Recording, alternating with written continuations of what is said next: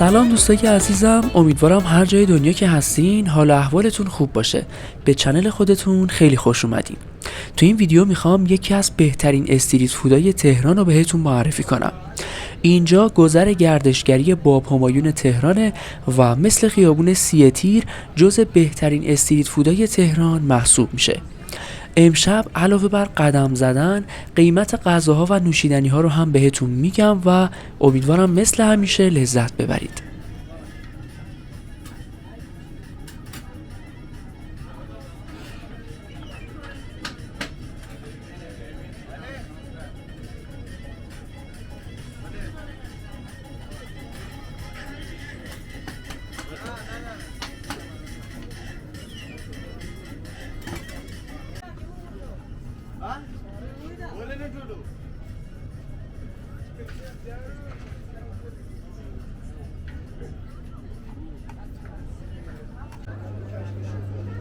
تو این خیابون میتونید انواع غذاهای سنتی ایرانی و فست فودا رو امتحان کنید و لذت ببرید. این دکه ساندویچ کباب کوبیده تک سیخ رو 65,000 تومان و کباب لقمه جوجه تک سیخ رو 75,000 تومان میده که حدود 1 تا 1.5 دلار میشه.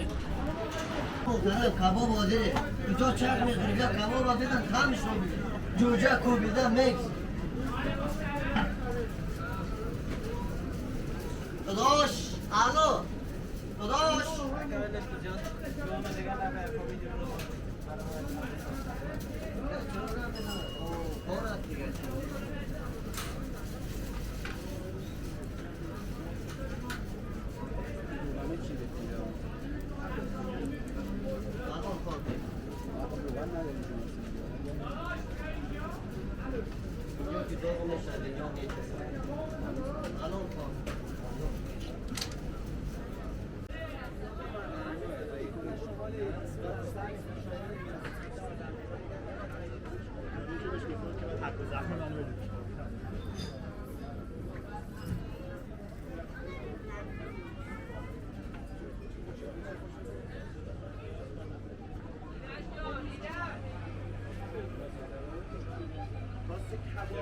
یه سیخ کوبیده داره، یه سیخ کوبیده زعفرانی داره، یه سیخ چنجه داره و قارچ و گوجه.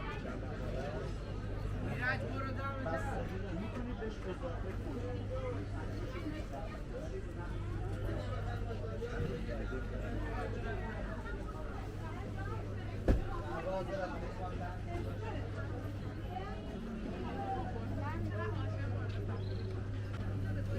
توی این دکه انواع غذاهای ایرانی با برنج عرضه میشه و به طور مثال قیمت یه پرس خورشت قرمه سبزی با برنج 120,000 تومنه و قیمت یه پرس چلو مرغ هم 150,000 تومنه که به ترتیب میشه حدود 2.5 تا 3 دلار.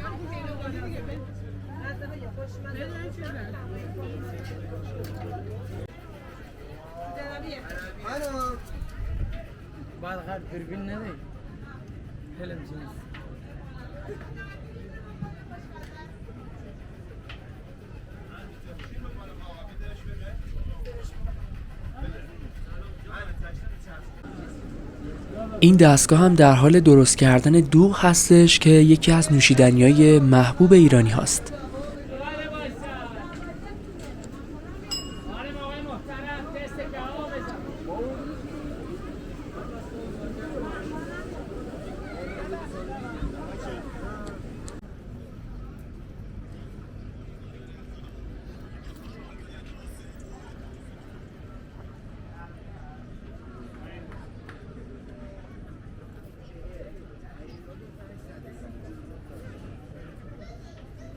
علاوه بر غذا، غرفه‌های دیگه‌ای هم هستن که انواع صنایع دستی، خشکبار و تنقلات رو عرضه می‌کنن.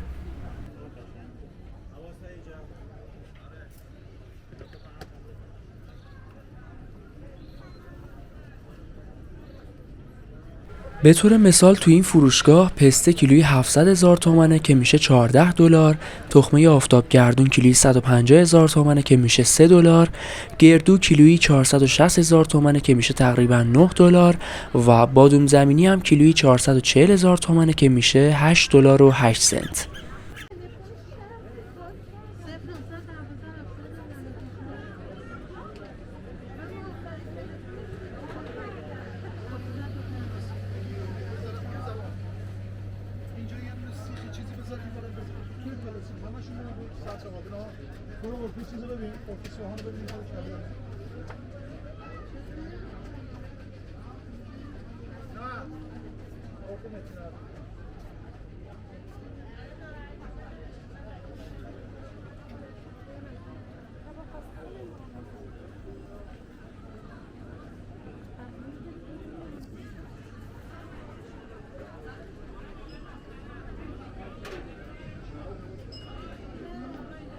آقا انواع عرقیجات چند و شربت قمصر کاشی.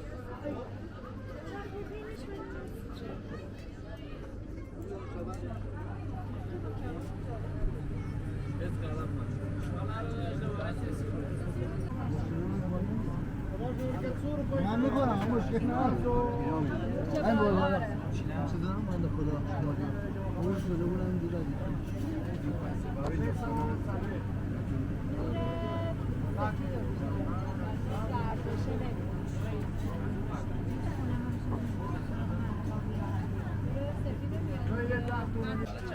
این یه نوع کباب هندیه که قیمت یک پرس اون 200,000 تومنه و در کنارش قارچ و پنیر قرار میگیره و قیمتش میشه $4.